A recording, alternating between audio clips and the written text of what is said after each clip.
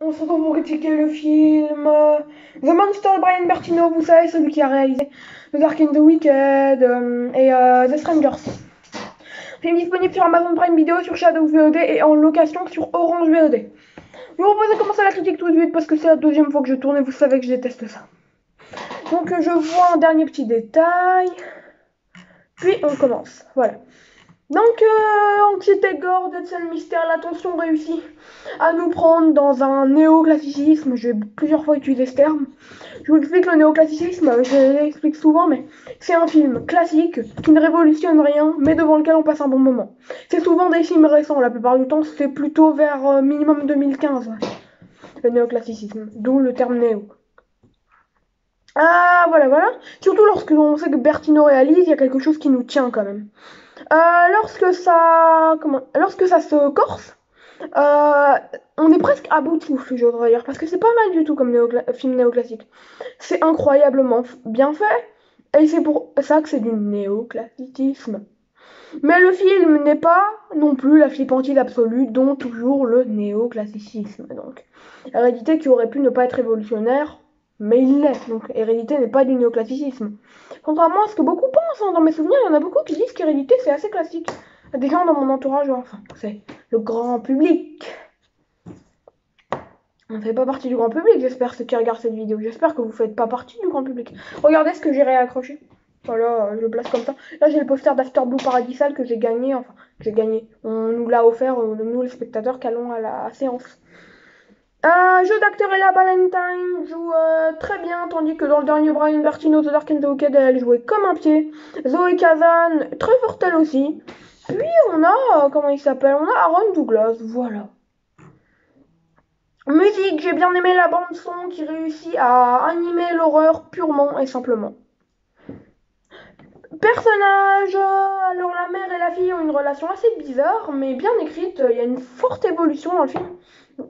Franchement, il y a une très forte évolution, ouais. Entre la relation mère-fille, j'ai trouvé ça pas mal du tout.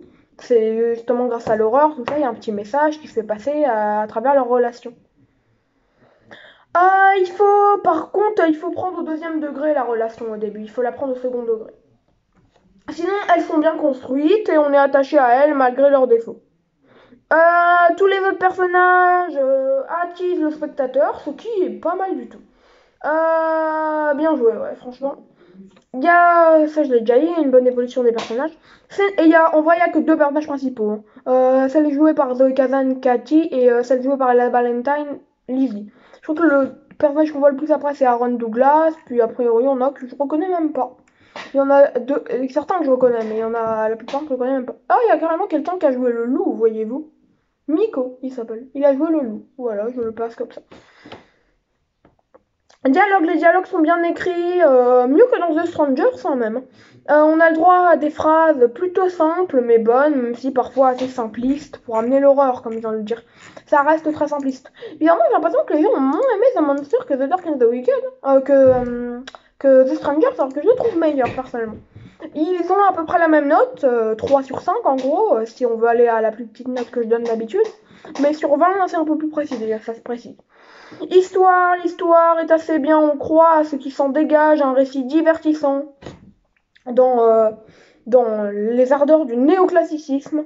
Ça prend parfois des tournants assez inattendus. Ça en prend un ou deux seulement, mais deux tournants assez inattendus tout de même. Un ou deux.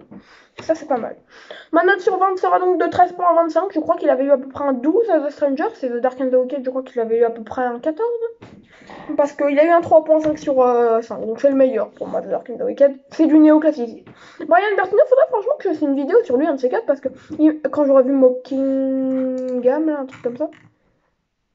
Parce qu'il fait du très beau néoclassicisme, franchement. Le néoclassicisme est dans toutes ses forces. Mockingbird, voilà.